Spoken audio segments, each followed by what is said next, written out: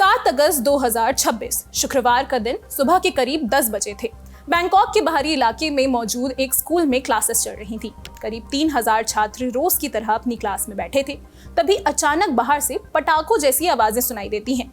शुरुआत में लोगों को लगा कि शायद कहीं जश्न मनाया जा रहा है, लेकिन कुछ ही सेकंड के बाद समझ आ गया कि ये पटाखे नहीं, गोलियां चल रही थी। फिर चीखें सुनाई दी, कुछ पल के लिए सन्नाटा छा गया और फिर दोबारा गोलियों की आवाज गूंजने लगी। जब तक सब कुछ थमा तब तक कम से कम 3 छात्रों और 3 टीचर्स की मौत हो चुकी थी। 20 से ज्यादा लोग घायल थे, जिनमें से 9 की हालत बेहद नाजुक थी। जिस स्कूल में ये हमला हुआ वो कोई छोटा मोटा या गुमनाम स्कूल नहीं था। उसका नाम है डेप्सिरिन नॉन थाबुरी स्कूल।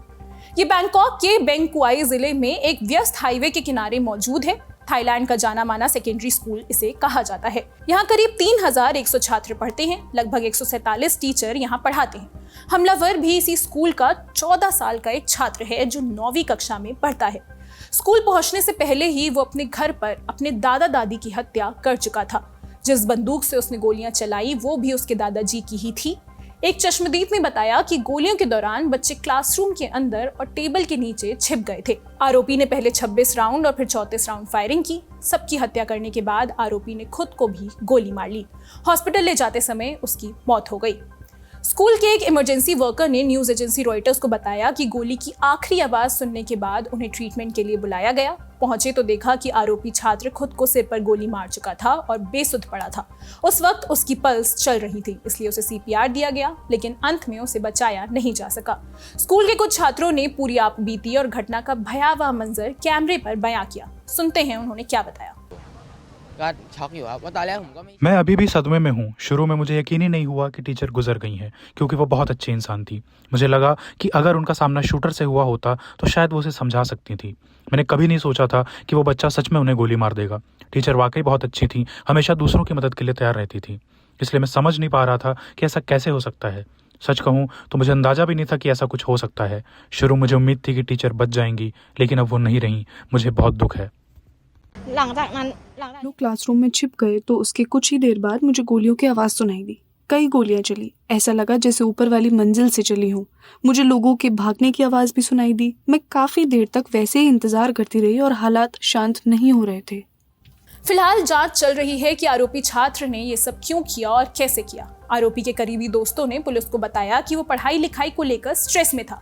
अंदेशा जताया जा रहा है कि आरोपी ने प्लानिंग के तहत ही ये सब किया है। इस घटना ने एक बार फिर से थाईलैंड में गन कंट्रोल पर बहस छेड़ दी है। यहाँ गन रखने वाले लोगों की संख्या दूसरे साउथ ईस्ट एशियन कंट्रीज के मुकाबले काफी ज्यादा है।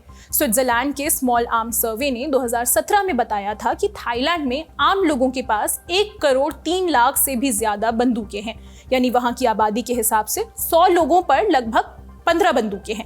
यही वजह है कि बंदूक से हत्या के मामले में भी थाईलैंड साउथ ईस्ट एशिया में दूसरे स्थान पर आता है। न्यूयॉर्क टाइम्स की एक रिपोर्ट बताती है कि थाईलैंड अवैध हथियार का भी बड़ा बाजार है, जहां पड़ोसी देशों से बिना रजिस्ट्रेशन के हथियार लाए जाते हैं। खासकर मलेशिया से सटे थाईलैंड के दक्षिणी राज्यों में भारी मात्रा में ऐसे हथियार मौजूद हैं जिनका सरकार के पास कोई रिकॉर्ड ही नहीं है।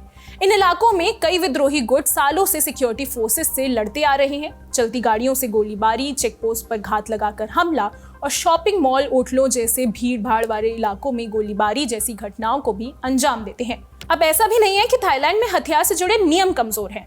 अवैध हथियार पाए जाने पर थाईलैंड में 10 साल की सजा और 20 साल के फाइन का प्रावधान है। इसके अलावा थाईलैंड का fire arms, ammunition, explosives, fire workers and imitation fire arms act कहता है कि गन लाइसेंस हासिल करने के लिए नागरिक का कम से कम 20 साल का होना जरूरी है। गन सिर्फ गिने चुने लाइसेंस प्राप्त डीलरों से ही खरीदी जानी चाहिए। गन खरीदने का कारण भी बताना होगा कि आत्मरक्षा के लिए है या फिर शिकार या खेल जैसे कारणों से इसे खरीदा जा रहा है। इसके अलावा गन के इंपोर्ट और लाइसेंसिंग की फीस हजारों डॉलर तक हो सकती है, जो कि थाईलैंड की औसत आय के लिहाज से काफी महंगी है।